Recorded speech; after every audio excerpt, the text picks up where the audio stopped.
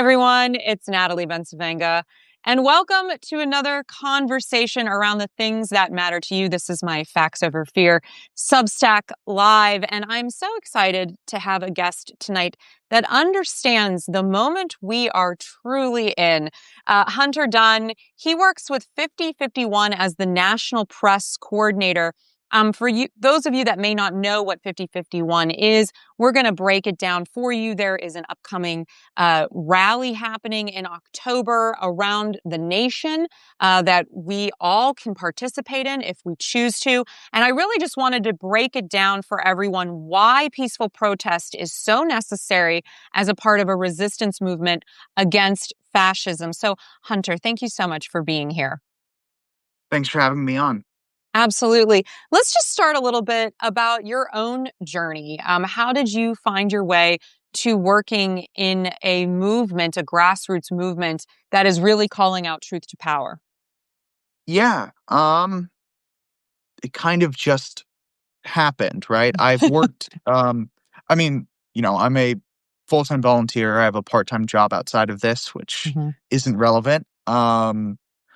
But when it comes to being involved in politics, I've been involved since I was a teenager.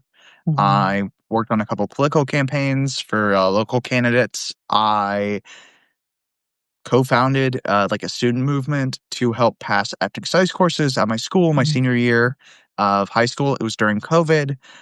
It was like the beginning of like Christopher Rufo's astroturfed CRT debate.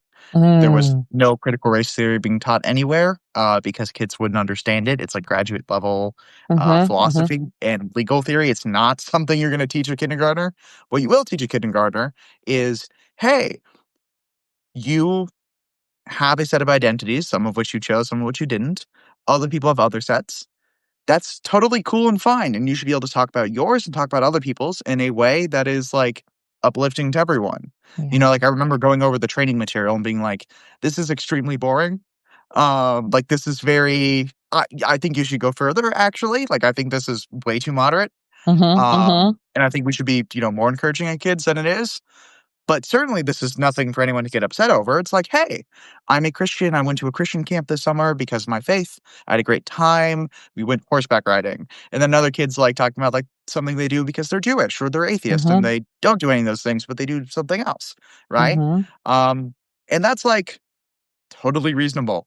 But it's not reasonable to a bunch of people who weren't in our school district, who were coming from Mm. outside, in some cases funded by dark money to do so, and straight Mm. up harassing school board members, going to their churches, their homes, threatening people. I had one of them stalk me, Mm. or at least follow me home once.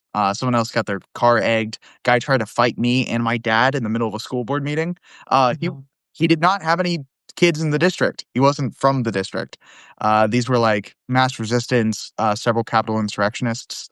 But at the end of the day, I live in a more pretty conservative area for California, pretty Mhm. moderate, Mhm. nationwide, very purple. Um, by the end of it, it was 80% in favor, 20% opposed in our community based on polling, despite obviously the large ideological divide. And that's sort of what got my start in activism. And I did some more stuff in college, nothing like major, unethical food provider, some environmental justice stuff, protesting Jordan Peterson when he showed up, I guess. Um, but obviously, I'd worked in politics. I'd interned in DC. I'd had these different opportunities and had some skill sets through college Mhm. journalism that when the second Trump administration happened, there was Mhm. this large call for anyone to do anything in opposition against it because most congressional leaders weren't standing up. Some were. I want to give some credit to Bernie, AOC, and others, right? Mhm. Mhm. But at the very beginning, not a lot of people had, for lack of a better term, like the courage. Yeah. So there was a organic movement online, started, I think, on Reddit. It was Mhm. big on social media. I saw it on Instagram of having, what if we had a protest on the same day in every state in the United States? So 50 states, 50 protests, one day. Yeah. Everyone should go to their state capital. Now, I live in California. I live in Southern California, right near Los Angeles. There is no way I can get to Sacramento like in a reasonable amount of time that Right. quickly. So I was like, maybe there's someone doing something locally, right? I was going to school in Malibu at Pepperdine at the time. So I was like, the biggest city center is LA. I should just check out over there. And there was a small group that was looking for more volunteers and organizers. And I was like, hey, here's what I've done. If I can help you in any way, just let me know. Happy to do anything. They're like, well, we need your help with press because none of us have done press and none of us really want to do press. And I'm like, okay, I would have preferred to do policy, but I guess I can do press. And, now here I am. So, Yeah.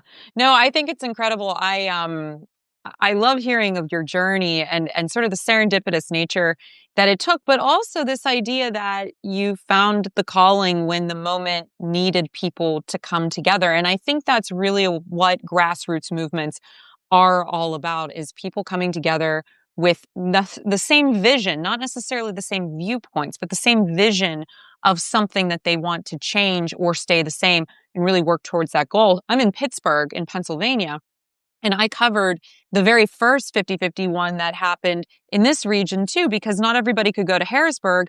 So we had a very small gathering at our county building down here, and it has since exploded. And now the 50-51 rallies in this area are massive, and I've covered now 5 of them. So I was really excited to chat with someone from the national sort of chapter to discuss how this sort of has grown to the level, the depth and the breadth that it has, and especially around the messaging of no kings and very anti-oligarchy, because I do think that has really captured the attention of people across the aisle. So can you talk a little bit about, from a press perspective, why that messaging was so important and why it was so important to also be nonpartisan in that way, in that messaging?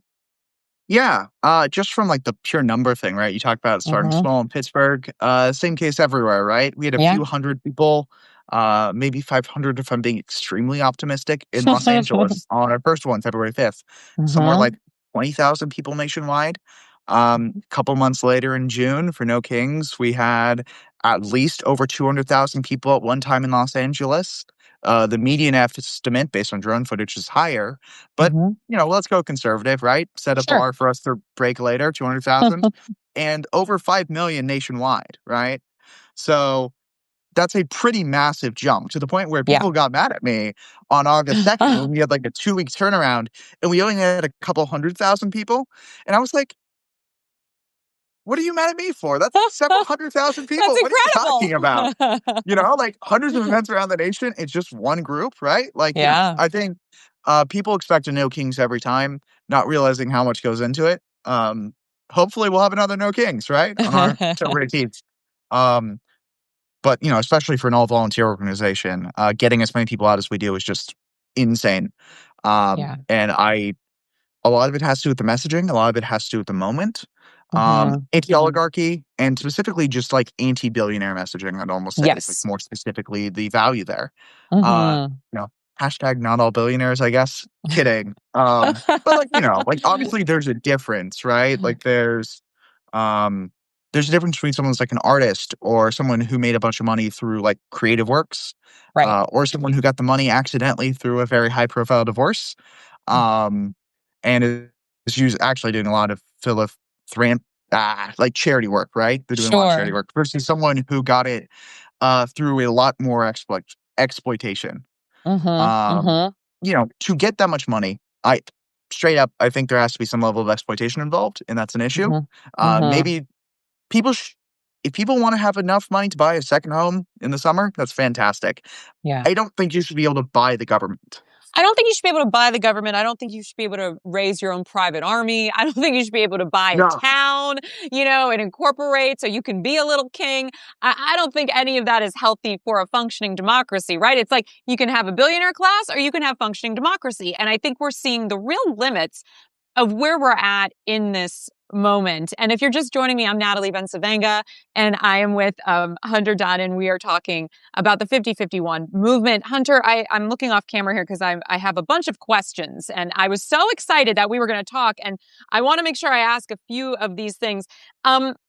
When you talked about it being a volunteer movement, I didn't realize that, and my gosh, kudos to all of you for doing this work at this level as a volunteer. I don't think people understand the level of coordination, organization, and just time it takes to pull these events off.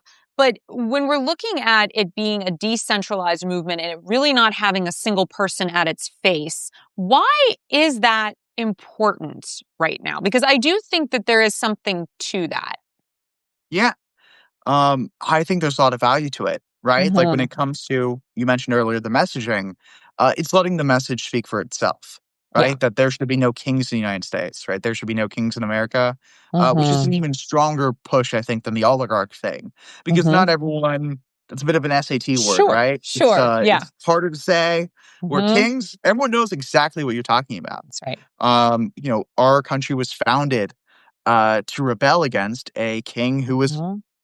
violating natural law, violating the Mm-hmm. laws against God and man, as much as you believe in that, or, Mm-hmm. mistreating people who are supposed to be represented fairly. And we're Mm-hmm. doing that again. That's what's happening right here, right? Although there are Yep. stronger terms that are accurate, like fascist. Um, Fascism didn't exist when America was around. Right. So it makes sense to harken back to both of those. But Absolutely. I think there's other values, right? When it comes to, again, our volunteer basis, and I'm talking about 50-51 here. Obviously, there's Mm-hmm. a lot of national partners, so a lot of groups that are Mm-hmm. involved. Indivisible, ACLU, Mm-hmm. Voices, so many different groups. Most of them are not volunteer ran, although they Right. have a lot of volunteers. Mm-hmm. And they shouldn't, because their jobs are insane. Like Yeah. what I'm doing is insane, but their jobs are also insane, and I'm glad they're compensated fairly for their work. Um, but there's a lot of value to the decentralization, because if they arrest me, if they arrest someone else Mm-hmm. unconstitutionally, because again, I haven't Mm-hmm. broken the law as far as I'm aware, Sure. um, At least not yet. instead of the whole thing crumbling, Yeah. yeah, as long as it's still legal to protest, right? Like Right. eventually Right. it's probably not going to be, in which Oh case, like, God. have at it. But Yeah. I Mm-hmm. haven't gone there yet, as far as they know, at least. But if they arrest me, they arrest someone else, 10 Mm-hmm. more people can just fill our place, right? Yeah. Like, it just keeps going. It's not reliant on any one person. The momentum Mm-hmm. of the movement carries itself. People come, people go, and the idea carries on long past what any one person, one individual, one Mm-hmm. cult of personality could do. Because Yeah. that's what we're up against right now, right? A cult of personality. I think you're absolutely right, and it's interesting to kind of see how many different types of people. I've been to several of them, like I said, and covered several of them. How many different types of people have attended them, at least in my region, but everything I've read from different people's accounts.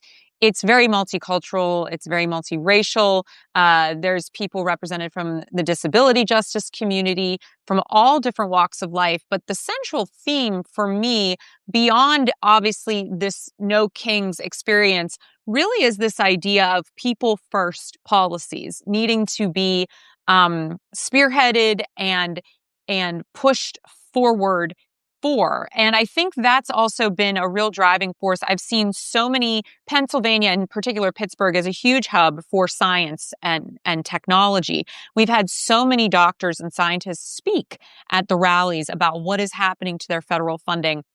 This attack on science, this attack on public health, is such a huge component to some of these rallies. When you think of some of the issues that people are rallying around, that they're very concerned about, what have you heard from people in terms of, let's say, like the top three things that is making them want to come out and support 5051 and be a part of it?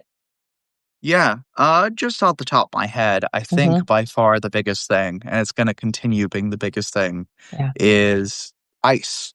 Yeah.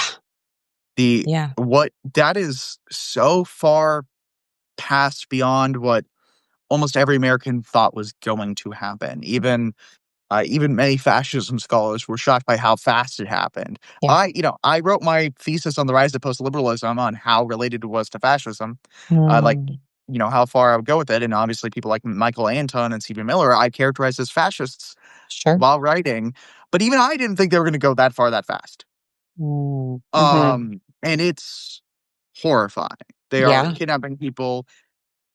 They said they would go after the criminals. We all knew that wasn't true. At Right. least I hope we all knew that wasn't true. I knew that wasn't true. Right. But they're kidnapping people at graduations, Yeah. from schools, at their workplaces, in church. I Yeah. know someone, a volunteer for one of the organizations I work with, who was singing in the choir when ICE broke in, My God, which is horrifying. that's Um, beyond. like there is just There's no ICE is sacred younger. space. Yeah, it's ICE is. I mean, it's like I want to be careful with how I say this because Stephen Miller Sure. is going to call me a terrorist if he watches this interview. But like, ICE is probably the single most evil force in modern American history, right? At least post Nixon. Yeah. Unless you count. I don't know. Actually, I'm debating that. There's a couple front runners, but ICE is definitely up there. Top three. Yeah, for sure. Okay. And it's younger than I am, right? It's a Yeah. post 9/11 invention. I believe it was founded in 2003. I'm 22. I was born in Mm-hmm. 2002. I just graduated college. Mm-hmm. It's younger than I am. We Yeah. survived just fine without it. We We don't sure need it. did. Mm-hmm. Abolish ICE is now like the median position in the US for what should happen in the next term. Right. And a couple of years ago, that was crazy talk. I mean, I believed it then. I didn't think we had a reason for immigration and customs Totally. enforcement. We have a border patrol. If you're That's concerned right. about the drugs, right? You're concerned about drugs coming in. That's what Mm-hmm. CBP is for. But also, deregulating drugs, having rehabilitation centers would actually do a lot Yeah. decriminalizing, not deregulating. You should definitely but decriminalizing Sure. would do a long way to solve that problem.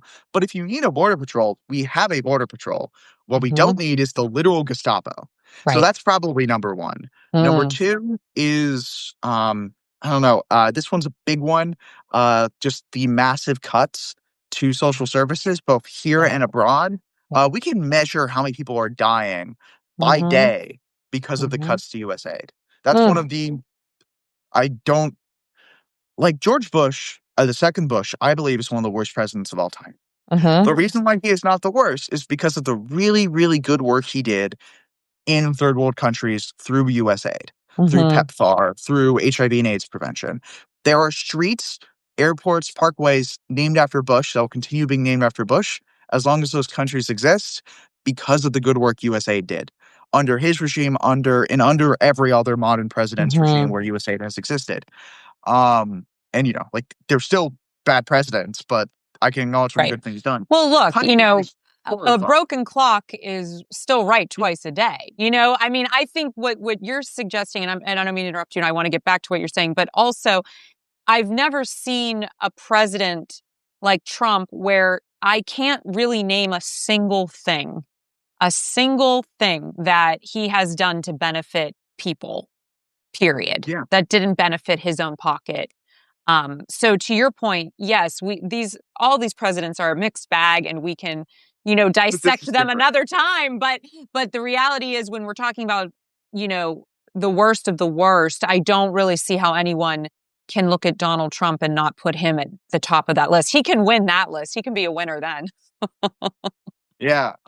Between SNAP cuts to Oh, healthcare services, it's yes. horrifying, right? Yes. And Yes. the last thing, if there's a third one, I mean, again, it's like this is like how do you pick the worst of all the I terrible know. I things? know. Because I'm gonna go with and again we'll see because there's this big proposal that just came out today that I have absolutely no faith in that will be followed by the Israeli government. Mm-hmm. And I'm also questionable in some of the proposals, although some of the proposals like releasing the Mm-hmm. hostages and having Israel leave Gaza make sense. Like those are Mm-hmm. Mm-hmm. reasonable proposals. Um, the genocide, right? Yeah. Trump's aiding in the Absolutely. genocide in Gaza, the settlements in the West Bank. Yeah. That is, I don't know how much better or worse a Harris regime would have been. Right. I do not believe that she would be calling for turning it into a strip mall, right? Like, Correct. I think Yeah. that is like, there is no, what do you mean leveling out the entire country? Like, Right. that's, Right. the To build genocide's horrible, casinos. Yeah. and we need to hold Democratic and Republican legislators and candidates accountable for their Hmm. material support of the genocide. Yeah. But it's really hard to look at like the administration with Jared Kushner in it and think Hmm. that this is better than the alternative would have been. Yeah. So It's that's probably number three. Yeah, so just to recap, if you're just joining us, everybody, I'm with Hunter Dunn of the 5051 National Movement, and he's the press coordinator, and we are talking about some of the reasons that people come out and support these rallies. ICE, social service cuts, and the ongoing genocide happening in Gaza. and our tax dollars funding it. And I think what really connects all the dots here for me and all of the things that you just shared is what my grandmother always used to say: follow the money, right? And right now, all of our money, what, billions for ICE, not millions, billions, bigger than most countries' armies. That's how much money we're giving now to ICE.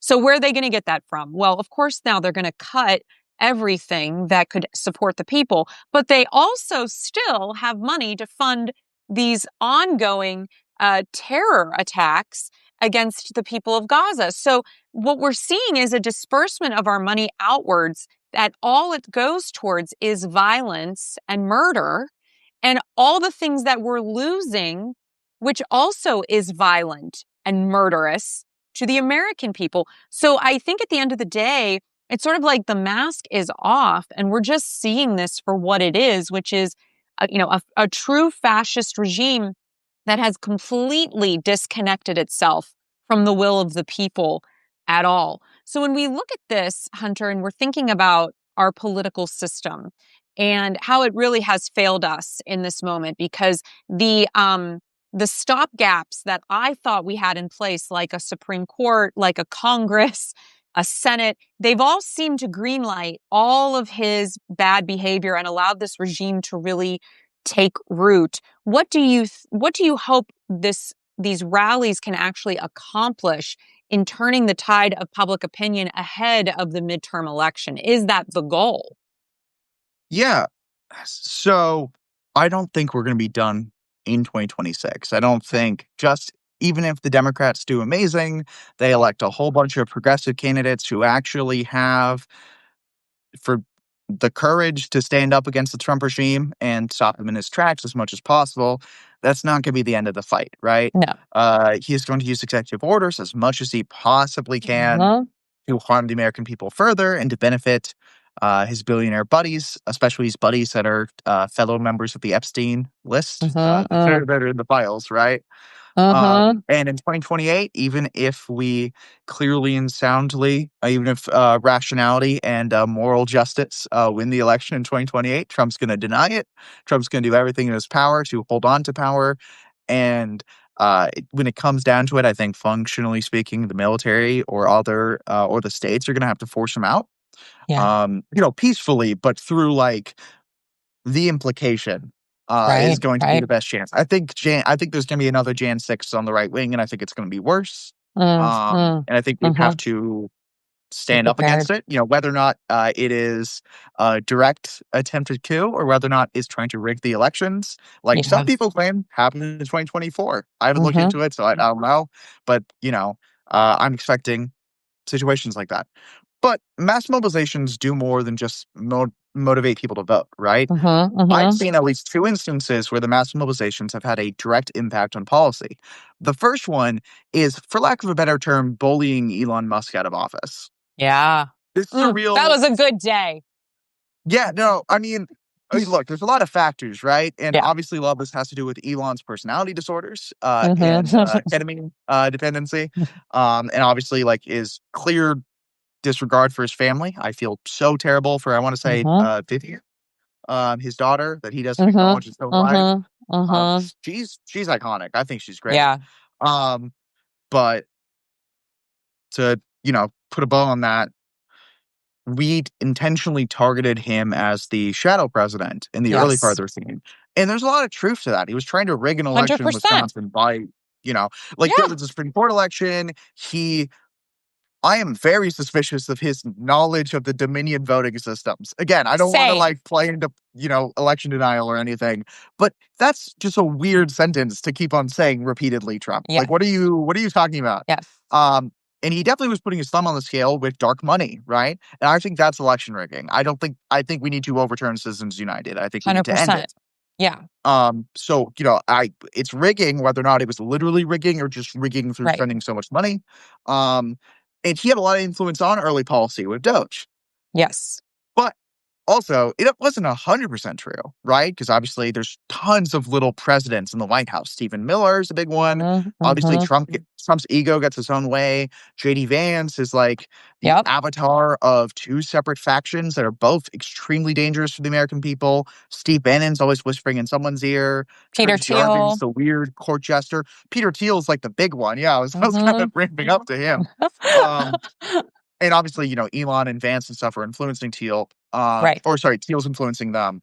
But Correct. there's a Yes. lot of that. And Trump and all these other people have incredibly fragile egos. So saying this guy is actually in charge and he deserves all the credit for the evil fascism that you guys are doing really pisses off the people who want the credit for the evil fascism. Right. And they start fighting each other. And eventually, allegedly, Elon and the Treasury Secretary literally fight each other in the White House, partially because the messaging strategy of not just 5051, but of the entire movement, right? Tesla takedown's fantastic. Put Mhm. so much pressure on Elon through hurting his stock prices, through just personally attacking him, and through getting the rest of the White House to turn against him, that he got forced out of office, and now billions of dollars are no longer available to the Trump regime, at least right now, which Right. is important because they really need to manufacture consent for the evil things that they're doing, and they can't do that without money. Yeah. Another really effective result has been, um, and now this is harder to prove, but I'm in Los Angeles, right? I was Mhm. there on the day David Huerta got arrested. I was tear gassed, Mm. not super terribly because I was like a couple hundred feet back, Mhm. or not that far, but I was back far enough where like I wasn't in the main blow. But they dropped so much tear gas around the Metropolitan Detention Center. I was passing Mm. out water at the National Lawyers Guild, just like Mm. talking to one of them, and we all got gassed even though we were not on the front lines. Wow. They massive, just massive overextension by I Mm. believe it's the LA Sheriff's Department. But Mm. there's a couple different police forces, and the DHS is by far the worst one. Um, but there was so much mobilization, right, in the days leading up, the days directly after June 6th, that by June 14th, when we get 200,000 people out there in the same day in the same city, and even more people across the country, millions, Mm. right? In solidarity with Los Angeles, because No Kings pretty quickly became get Trump's National Guard out of Los Angeles, right? Yeah. And end ICE activity in Los Angeles. And then there was a judge that for a couple months shut down ICE activity in Los Angeles. Yeah. But through that many people, it was pretty clear that DHS, the National Guard, the Marines, and everyone else realized that they couldn't effectively control this large population that are Mhm. willing to come out all together of all swaths of life, all age That's groups, right. That's all right. every possible person is in Los Angeles, right? They couldn't stop them from demonstrating. They couldn't stop them from peacefully protesting, no matter what the rules officially said. And these people were only peaceful out of the goodness and graciousness of their hearts, right? Because these people were completely, entirely peaceful. I watched Yeah. police try to provoke protesters with horses, with tear gas, with rubber bullets, and they consistently failed. There Why was is it very little important? violence. Yeah, No, and I think that's really important that you bring that up because I wanted to touch on that as we wrap this up. Why is it important that they weren't able to be provoked? Why is it important that they chose peace as they were protesting? Because, like you said, that was a choice. What was the significance of that? yeah. Look, I mean, I think there's a lot of moral value to peaceful Mhm. protest. I've Sure. I've been reading Kingdom of God by Tolstoy, who inspired Martin Mhm. Luther King Jr., Gandhi, etc. Peaceful protest has a long and important tradition in the history of the world, right? Sure. Um, Absolutely. but I'm not in favor of peaceful protest for the moral reasons. I'm in favor of it for the practical reasons. And, we Hmm. can get into the specific studies, Erica Chenoweth's 3.5% rule. I'm sure people have heard all these numbers. Hmm. But peaceful Yes. protests are simply more effective at dismantling an authoritarian modern state than violent protest is. Because peaceful protest destroys levers of power, gets people to mass defect, where violent protest encourages a stronger response from the levers of power. And Hmm. look, they just have more guns than us. Like this isn't like they have nukes. This is not going to go well Right. for a violent Right. revolution. Will not go well for the American people right now, and I don't think it will go well Hmm. because if the military is against us, we're screwed. Yeah. And the military is not for us right now. But if you can convince the people in power, and I don't mean like Trump, because you're never going to convince Trump, but like you Correct. can convince the lieutenants, you can convince the civil service employees to defect, to leave, to side with the American people, to sabotage, right? Mm-hmm. That's how you win. That's how you make the system fall. Uh, Whether or not we end up in like a Euromaidan situation, or we end up in a situation where you can just straight up vote them out, and then you temporarily get like a transitional government, like we had after the Jan 6th. Mm-hmm. Whichever way it goes, that is a much more viable solution and saves way more lives Yeah. than any other option. So that's why I'm in favor of peaceful protest, because it's our best option right now. Oh, Hunter, this has been such an incredible conversation. I would love to have you on again. I want to talk about 3.5%. Like, there's so many things you brought up that I'm just like, let's dig into more of this if you're interested in joining me again in the future. But Absolutely. in the meantime, there is a peaceful protest happening around the country, October 18th. Can you share a little bit about if people want to learn where they can go to support their chapter or be a part of their region's 5051 protest? Yeah. I first off, I want to be clear. Yeah. 5051 is far from the only organization involved, and we're Yes. a movement on organization. So wrong on both counts on my end. Um, It's okay. but the No Kings partnership is fantastic, right? Like we got Mhm. 5 million people out together in solidarity with Los Angeles and with everyone who's being harmed by the Trump administration, which is everyone listening to this and everyone in the entire world if you're worth less than 1 billion US dollars. We got all the people out, not just in the US, but across the globe Yeah, against a king, it's against beautiful. this wannabe tyrant, right? Mhm. And on October 18th, we're coming out again in a larger show of solidarity than we had last time, right? We're already at 16,000, sorry, not 1,655 events last I checked, and that was on Friday, and probably going to have more. Whether it's Indivisible, 5051, SEIU, American Federation of Teachers, United We Dream, Human Rights Campaign, Planned Parenthood, Move On, ACLU. I could just keep going for the entire length of this interview with how many partners that there are, how many people, how many different groups at the local and national level involved. But there's one near you. There might be one right outside your Mhm. house. Your daughter Mhm. might have registered one in your house when you weren't paying attention. You should get it moved. But there is going to be protests across the country and across the world, Yeah. all together in one voice that America has no kings, because Mm. we all have to be in this together. Because everyone, if you aren't a billionaire, is being harmed by this regime, and no one's free until we all are free from this mad Amen. king's oppression. Oh, Hunter, thank you so much for joining me tonight for Facts Over Fear. Anybody, if you are still here, and there seems like quite a few of you, please go to check out both of our Substacks. You can subscribe to mine, Natalie Bencevanga, Facts Over Fear, and Hunter. I know yours isn't really active yet, but maybe some people will be encouraged by all the great things you shared tonight, and you'll start to post there. I'm not going to push you to do it, but I am going to give you a little encouragement because you said so many wonderful things. I so appreciate you being in conversation with me tonight. Thank you so much for being here. Yeah, thank you for having me. And in lieu of subscribing to my Substack until I post something, I guess, go to nokings.org and go to 5050.1. That's the word 50, the word 50, a period, and then the word one to find out more about 5051 and the upcoming No Kings protest on October 18th. Thanks. Awesome. Awesome. Thank you so much, everybody. And until next time, as always, please take care of yourselves and each other. Good night.